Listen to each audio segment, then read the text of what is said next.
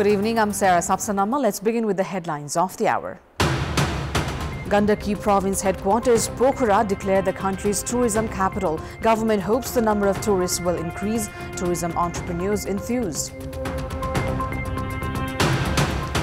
Home Minister Samachar issues directive to take actions against those involved in gold smuggling. Also directs to carry out investigation against Binod Chaudhary regarding Basbari land scam.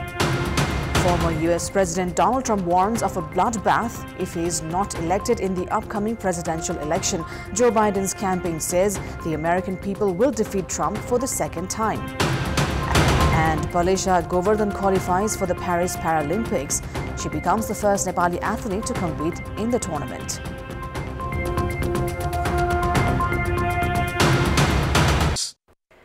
The government has declared Pokhara as the tourism capital of Nepal. Prime Minister Pushpa Kamal Dahal declared Pokhara as the tourism capital of the country earlier today. Speaking at a program held by the Bank of Fewa Lake earlier today, he declared Pokhara as the tourism capital and said that the city is a unique convergence of point of nature, culture and adventure. Pokhara Mayor Dhanaraj Acharya also said the city is renowned throughout the world as one of the top tourist destinations, as the city has unique natural beauty and culture. Mayor Acharya stated Pokhara being declared as the country's tourism capital is a matter of prestige. Pokhara was declared as the tourism capital under the initiative of Gandaki province government and Pokhara metropolis with a view to promote the tourism destination through sustainable tourism development. Entrepreneurs believe that there will be increase in flow of tourists in Pokhara following the declaration. The government took the decision to declare Pokhara as Nepal's tourism capital on 6th of March based on the study report submitted by the Gandaki Province Policy and Program Commission. Prime Minister Pushpa Kamal Dahal has said the Pokhara International Airport will resume regular operation soon.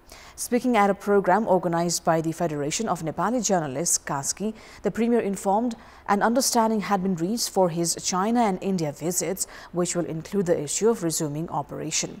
He also said the government was doing legworks to convert the 22 billion rupee loan for the airport into grant.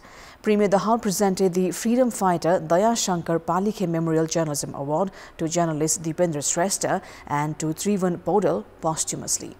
The Prime Minister also attended a program organized by Gandaki Province Unit of his party and said the new political equation at the centre was formed to give momentum to government works. He also alleged Nepali Congress that the party had repeatedly betrayed him.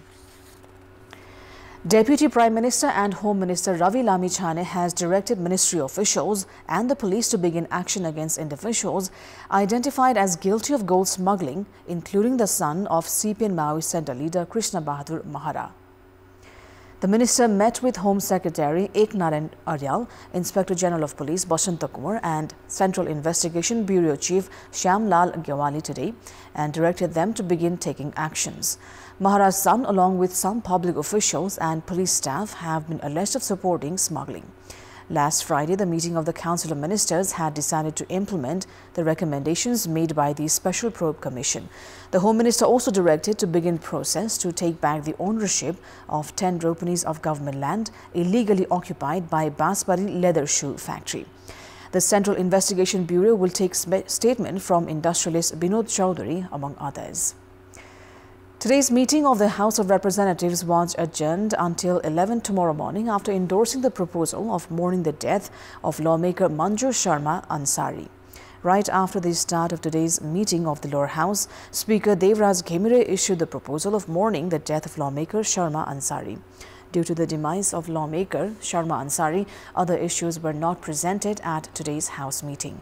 60-year-old lawmaker Sharma Ansari from Janata Samajwadi Party passed away at Civil Hospital this morning while undergoing treatment. Before the House meeting, Speaker Devraj Ghemire had visited the hospital to express his condolences. The Festival of Colors Holi has kicked off from today. Holi begins with the installation of Cheer, a bamboo pole decorated with pieces of colorful clothes at the capital's Basantapur. The Cheer was installed at the Hanuman Thoka Darbar Square in Basantapur this morning at the auspicious timing of 7:47 a.m. The Manandhar community installed the cheer and applied vermilion on each other to mark the beginning of the Holi festival.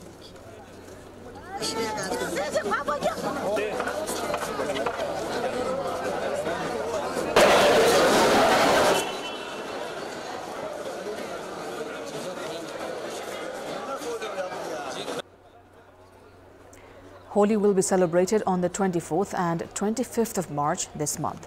The main day of Holi will be celebrated on 24th, next Sunday, in the Kathmandu Valley and hilly districts, and on the 25th of March in Tarai Madhesh districts.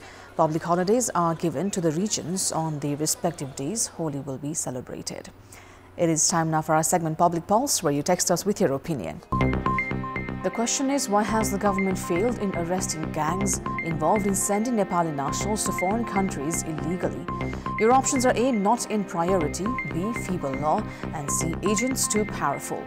The voting is on. Type NEWS, select your option, A, B or C, and send it to 34001 to share your opinion with us. Time now for international update.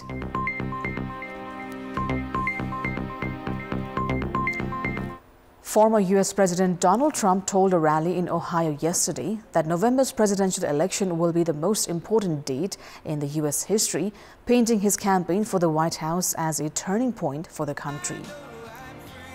Days after securing his position as the presumptive Republican nominee, the former president also warned of a bloodbath if he is not elected, though it was not clear what he was referring to, with the remark coming in the middle of comments about threats to the U.S. auto industry. As Trump's comment gained traction on social media, Biden's campaign released a statement calling the Republican a loser at the ballot box in 2020, who then doubles down on his threats of political violence. The campaign said he wants another January 6th, but the American people are going to give him another electoral defeat this November because they continue to reject his extremism, his affection for violence, and his thirst for revenge, referring to the deadly attack on the U.S. Capitol by Trump supporters in 2021. Later, Biden spoke at a dinner in Washington where he also warned of an unprecedented moment in history. He said freedom is under assault and the lies about 2020 election, the plot to overturn it, to embrace the January 6th insurrection, posed the greatest threat to democracy since the American Civil War. Earlier this month, Trump and Biden each won enough delegates to clinch their party nominations in the 2024 presidential race, all but assuring a rematch and setting up one of the longest election campaigns in the U.S. history. Countdown has begun for the launch of China's relay satellite, Kuo-Chao II, as the combination of the satellite and the Long March 8 Y3 carrier rocket was vertically transported to the launch area at the Wenchang spacecraft launch site in the southern province of Hainan. The final assembly and testing of the satellite for communications between the far side of the moon and the Earth has been completed after it was transported to the launch site in late February. After being moved to the launch pad, engineers will carry out a rocket check, the joint test work and the propellant filling before the launch in coming days. Kuo-Chao II, or Magpie Bridge 2, will serve as a relay platform for the fourth phase of China's lunar exploration program, providing communication services for Chang'e 4, Chang'e 6, 7 and 8 missions. Palisha Govardhan has qualified for the Paris Paralympics, which will take place this year. She has become the first Nepali athlete to compete in the Paralympics by qualifying from the qualifier age.